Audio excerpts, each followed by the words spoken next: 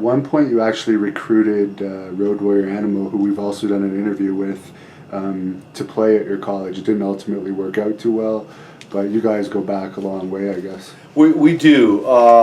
Joe and I go way back. I mean, I remember, and I remember. See, I fractured my leg my freshman year, my tibia, my fibula, and was rehabilitating that. We started having some coaching changes. I started doing a lot of the recruiting that off season, and I remember reaching out, looking in newspapers, and I saw Joe's name, and had him and his parents. I can still remember showing them around campus, giving them the whole tour, and convincing and end up talking Joe into coming to school there.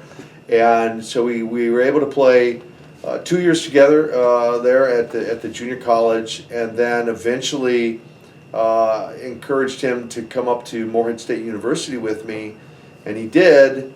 But then he ended up dropping out because he got his girlfriend at the time pregnant, and went off and quit football and got a job. So. And you eventually ended up bouncing with him as well, I guess. We did. We did do some of that. He and I were. We really became like a prodigal son to his mom and dad. His mom fell in love with me, Lorna. His dad not so much. His dad didn't really love any of us.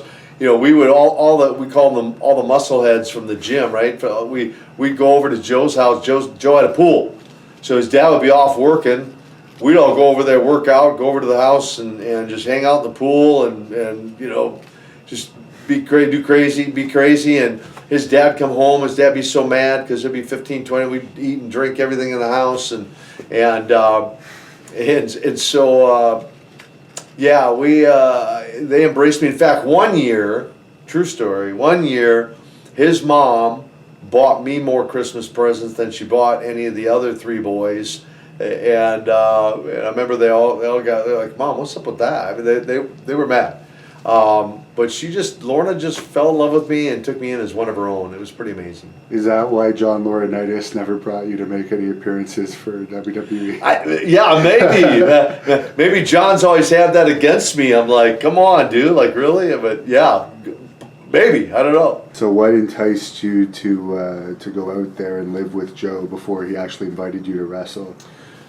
So my freshman year of college, I fractured my right leg.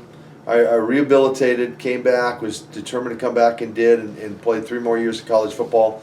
My senior year, I was being scouted by the NFL, and my childhood dream was to play in the NFL, and so I was determined to do that. So even though I fractured that leg, I'd already come back from one fractured leg, so I was convinced I could do it again.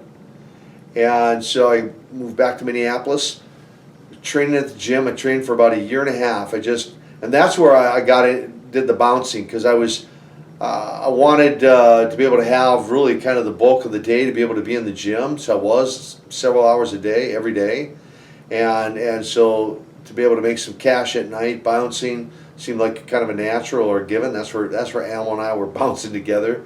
It's kind of crazy days. I can remember it kind of took a page out of Ventura's book. We had bandanas, and Joe and I went and got feathered earrings like Ventura. It's crazy. And then, he and I worked the front door. He was 300 and I was 285, and that's what you saw when you walked through the front door. 2 guys with bandanas, feathered earrings, and pumped to the gills. And so when Joe got into wrestling, I wished him well. I continued on the path of training for pro football. And then he just kept calling me. He's like, dude, come on down. You can train down here, and you can stay with us for a while. He was living with Jake the Snake Roberts and in an apartment over by Stone Mountain, Georgia. And so I did. I went down. Actually, I remember I left Minneapolis on New Year's Eve. And I stopped in Indianapolis. And that's where I spent New Year's Eve, in Indianapolis in a hotel room. Got up the next morning, New Year's Day, rolled into Atlanta. And I was there for about maybe just a little over 2 months, and I would go to the shows with them, like if they were local in Georgia, like they go down to Columbus, Georgia, or Marietta or wherever. I'd ride with them. It would be usually Jake and Joe and Paul Ellering. Now Hawk was there, but he'd ride with other people. And so I'd ride to the towns, just kind of hang out in the back, meet some of the guys. Still never really thought much of it. They'd go up to Ohio and Michigan on week-long tours, and then I'd have the whole place to myself. It was great. And I just looked at it as, just a mindset. I'm training for professional football. And then in March of that year, March of 1984, I said, hey, dude, I'm going to head back to Minneapolis. Been fun, but, I got to get back and kind of get geared up for this football. And so I did. And then in April, so only a month later, that's when I got the phone call from Joe about the idea of becoming a Russian.